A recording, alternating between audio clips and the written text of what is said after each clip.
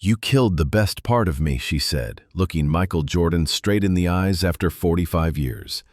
His first love, standing in front of him at the worst moment of his life. What he had done to her in 1979 was unforgivable.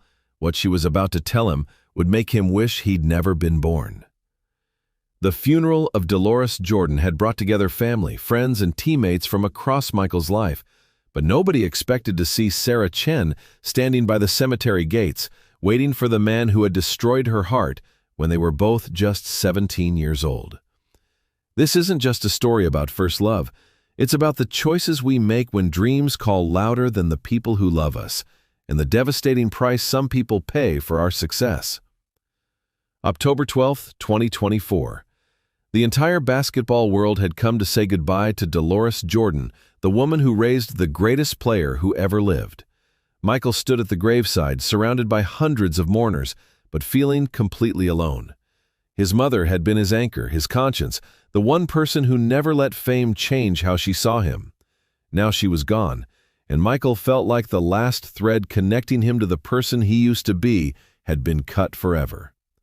As the service ended and people began to disperse, Michael noticed a woman standing apart from the crowd. She was Asian, around 60, with silver-streaked hair and eyes that seemed to see right through him. Something about her was familiar, but he couldn't place it. She approached slowly, and as she got closer, Michael's breath caught in his throat.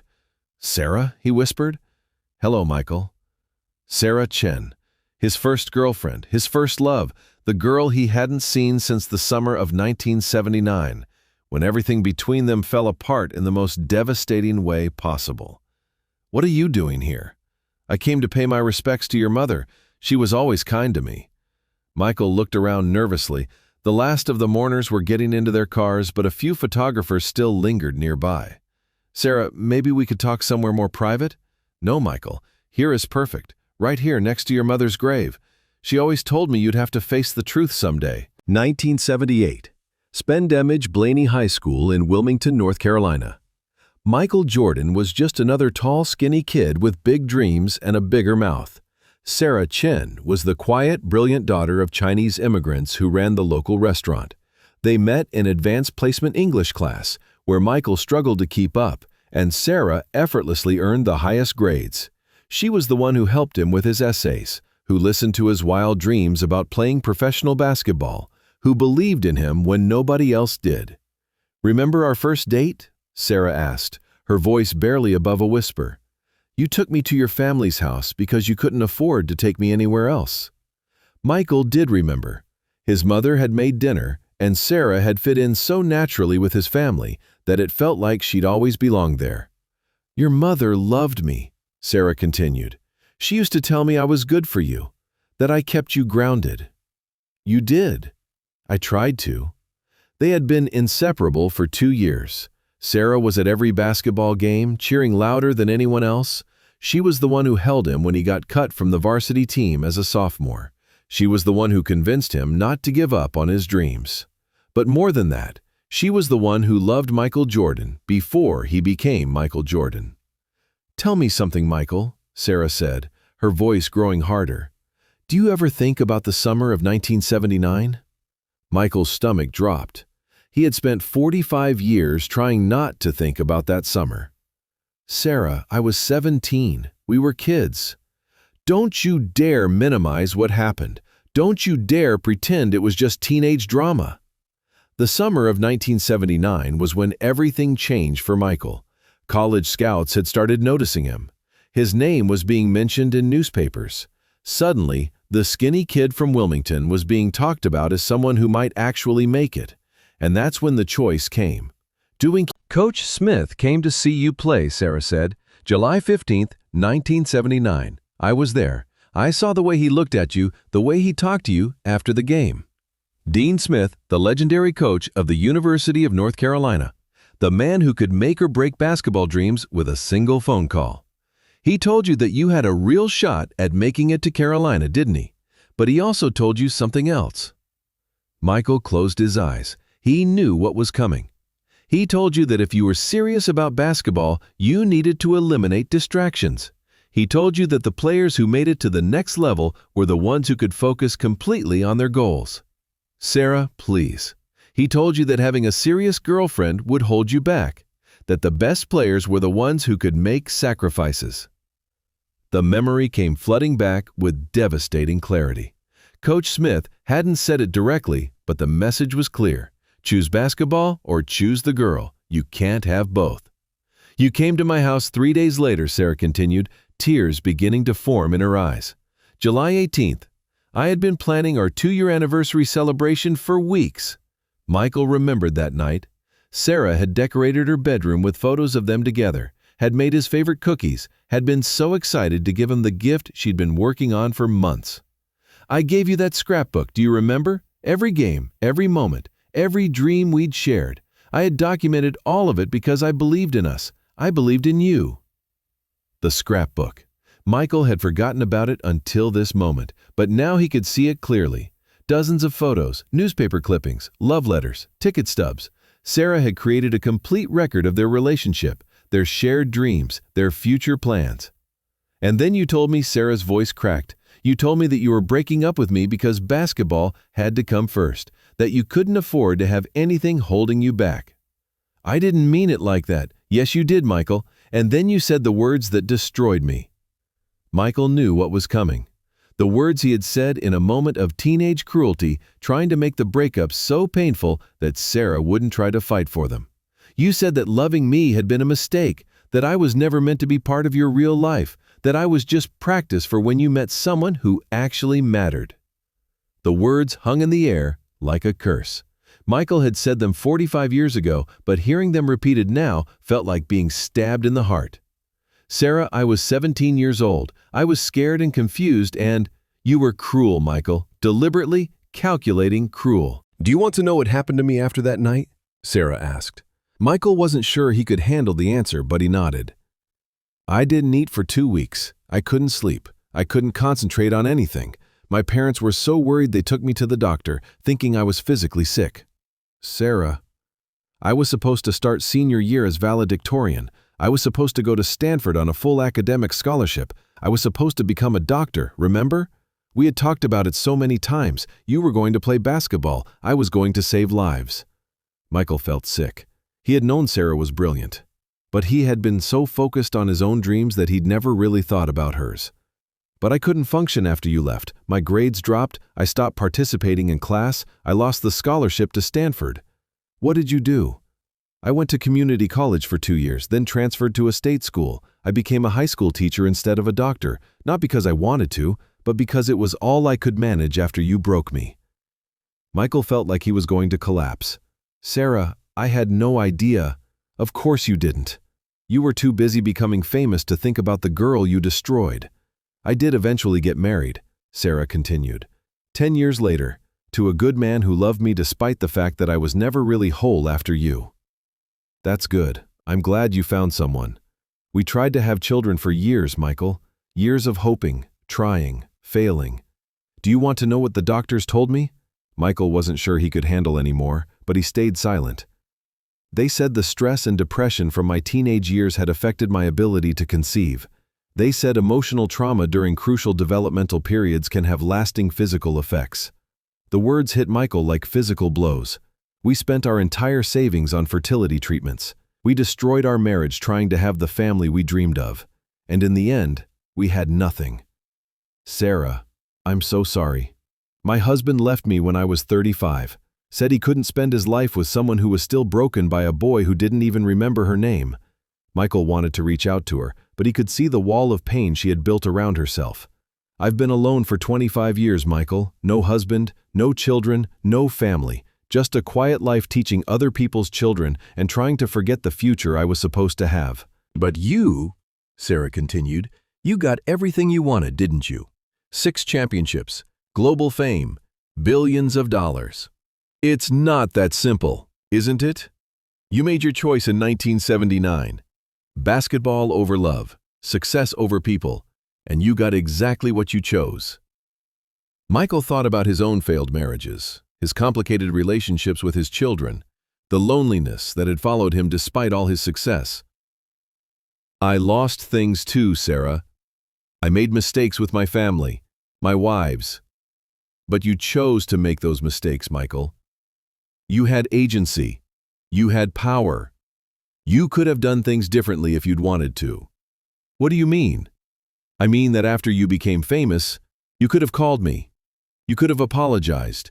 You could have used your success to help me rebuild my life. But you didn't. You forgot I ever existed. She was right, and they both knew it. Michael had gone on to marry beautiful women, have children, build an empire. He had never once looked back to see what had happened to the girl whose heart he'd broken to get there. Your mother never forgot about me, Sarah said suddenly. What? She came to see me 3 times over the years. The first time was in 1991, right after you won your first championship. Michael was stunned. My mother came to see you? She found me teaching at the high school in Wilmington. She said she needed to know if I was okay because she knew what you had done to me. What did she say? She cried, Michael. She cried and told me she was sorry for what her son had become. She said that fame had made you forget where you came from and who had helped you get there. Michael felt like the ground was shifting beneath his feet. His mother had never mentioned Sarah, not once in all these years. The second time was in 2006, when you divorced Juanita. She said she was worried that you would never learn how to love people properly because you had started your adult life by destroying someone who loved you unconditionally. And the third time? Last year. She was sick, but she came anyway.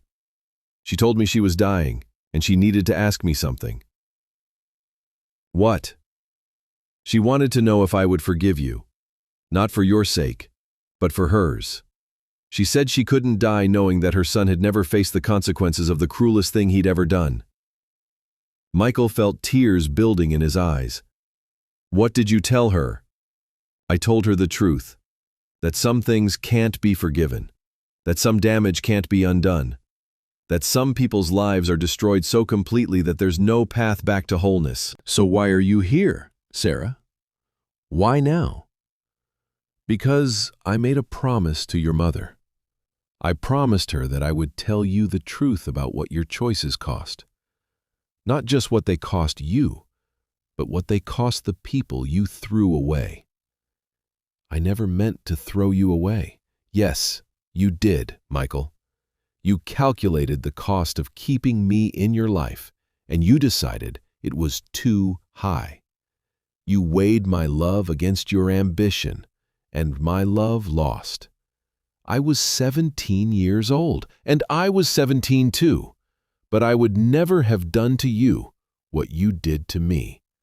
I would never have thrown away something real for something that might happen. But it did happen, Sarah. I did become successful. I did achieve my dreams, and I'm happy for you, Michael. I really am. But your dreams came true because you built them on the bones of other people's dreams, mine included.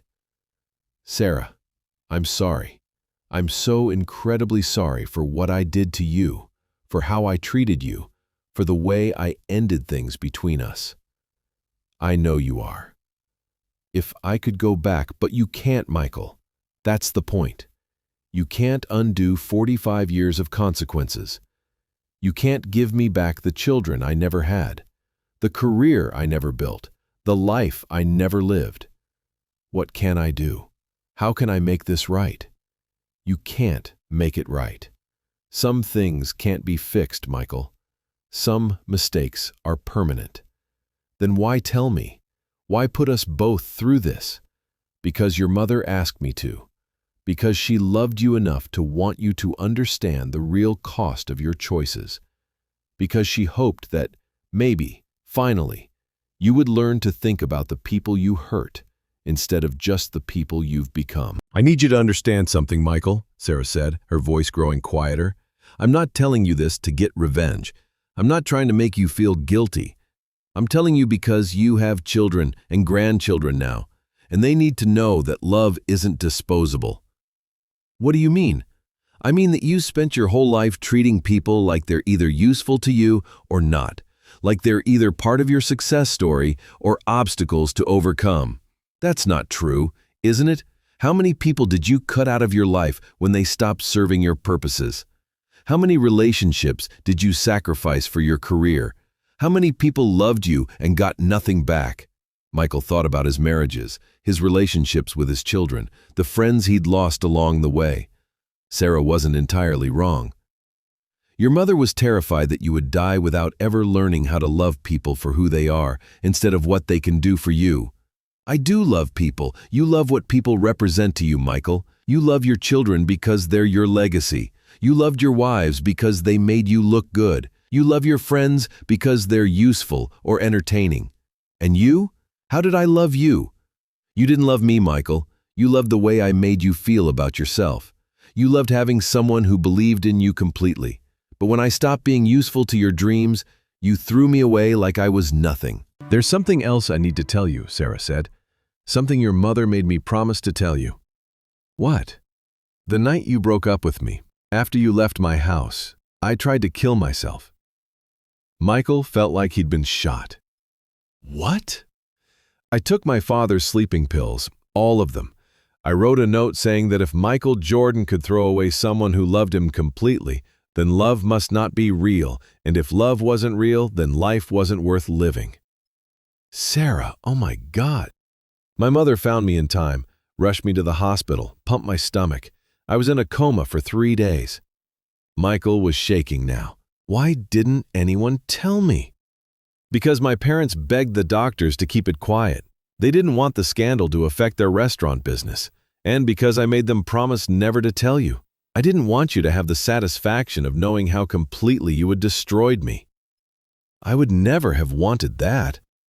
Wouldn't you, Michael? Didn't part of you want to know that you had meant something to someone? That someone had loved you enough to die when you left?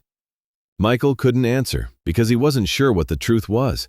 At 17, he might have been cruel enough to find some twisted satisfaction in that kind of total devotion. Your mother found out about the suicide attempt 20 years later. Someone from the old neighborhood told her. That's why she started coming to see me. She felt responsible for what you had done. She wasn't responsible. She raised the boy who did it. She knew who you were becoming and she felt guilty that she hadn't stopped it. What do you want from me, Sarah? What would make any of this better? Nothing, Michael. Nothing can make it better. I just wanted you to know that your choices had consequences you never thought about, that your success was built on other people's pain. So, what now? Now you go back to your life. You go back to being Michael Jordan, and hopefully you think about the people around you differently. Will I ever see you again? No, Michael. This is goodbye. This is me letting go of the last piece of my heart that still belonged to you. Sarah. I'm dying, Michael. The words hit him like a freight train. What? Cancer. 6 months, maybe less. That's another reason your mother wanted me to come here. She wanted me to have the chance to say what needed to be said before it was too late. Sarah, I'm so sorry. Is there anything I can do? Any treatment I can pay for? No, Michael. This is one problem your money can't fix. This is one person you can't save. Why didn't you tell me sooner? Because it doesn't matter. I've been dead inside for 45 years anyway. This is just making it official. I want you to know something, Sarah said as she prepared to leave. Despite everything, I'm glad you achieved your dreams. I'm glad that 17-year-old boy got everything he wanted. Even though it cost you everything? Yes, because at least one of us got to live the life we imagined. At least one of us didn't waste the potential we had. But you could have been a doctor. You could have saved lives. And you could have been a man who didn't destroy the people who loved him. We both made choices, Michael. Yours just worked out better. As Sarah turned to walk away, Michael called out to her one last time. Sarah, if you had it to do over again knowing how it would end, would you still have loved me? She stopped and turned back, a sad smile on her face. Yes, Michael, because loving you, even for 2 years, even with how it ended, was still the best thing that ever happened to me. You were my first love, and you'll be my last. What do you mean? I mean I never loved anyone else the way I loved you. No one else ever came close. You set the standard for what love felt like, and then you made it impossible for me to ever feel it again." As Michael stood alone at his mother's graveside, he finally understood what Sarah had been trying to tell him. Success wasn't just about what you achieved, it was about what you didn't destroy along the way. He had spent his entire life measuring himself by championships, records, money, fame. But standing there, thinking about the girl who had loved him completely and gotten nothing in return, he realized that all his achievements meant nothing if they were built on the ruins of other people's lives. Sarah Chen died 4 months later, alone in a small apartment in Wilmington. Michael found out about her death from a newspaper obituary that mentioned she had been a beloved high school teacher for 30 years. The obituary didn't mention that she had once been loved by the most famous basketball player in the world. It didn't mention that her life had been derailed by a 17-year-old boy's ambition. It didn't mention the children she never had, the dreams she never fulfilled, the life she never got to live. It just said that she was survived by her students and her cats. Michael Jordan went to her funeral. He sat in the back, wearing dark glasses, and listened as former students talked about how much she had meant to them, how she had encouraged them, believed in them, helped them achieve their dreams. After the service, Michael approached Sarah's grave and left a single red rose. Attached to it was a note that said simply, "I'm sorry. I should have chosen you." But some apologies come too late. Some choices can't be undone. Some hearts, once broken, never heal. Michael Jordan conquered the basketball world and became the most famous athlete who ever lived. But in a small cemetery in Wilmington, North Carolina, lies the evidence of what that conquest really cost. Sarah Chen's gravestone reads, "Beloved teacher, she helped others find their dreams." It doesn't say, "the girl Michael Jordan destroyed." But maybe it should. Because some stories aren't about the people who win. Some stories are about the people who pay the price for other people's victories. And some victories, no matter how great, are never worth what they cost.